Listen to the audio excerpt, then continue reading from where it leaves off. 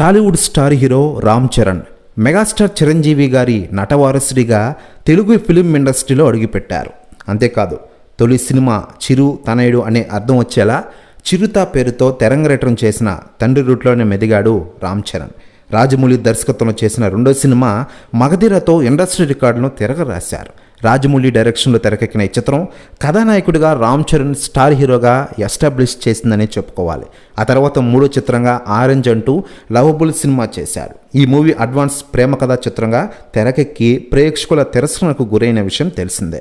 ఆ తర్వాత రామ్ చరణ్ RRR వంటి బ్లాక్ బస్ట్ హిట్ తర్వాత నేడు గ్లోబల్ స్టార్గా పేరు తెచ్చుకున్న విషయం మనకందరికీ తెలిసిందే. అయితే లేటెస్ట్గా అందుతున్న సమాచారం ప్రకారం రామ్ చరణ్కి ఈరోజు పుట్టినరోజు.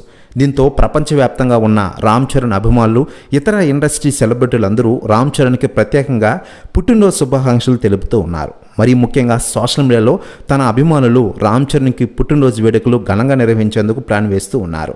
అయితే లేటెస్ట్గా అందుతున్న సమాచారం ప్రకారం రామ్ చరణ్ బర్త్డే సందర్భంగా రామ్ చరణ్ ఇంటికి అర్ధరాత్రి Tollywood star hero junior NTR గారు సడన్ ఎంట్రీ ఇచ్చారట. దీంతో షాక్ అయ్యారట చిరంజీవి గారు కూడా.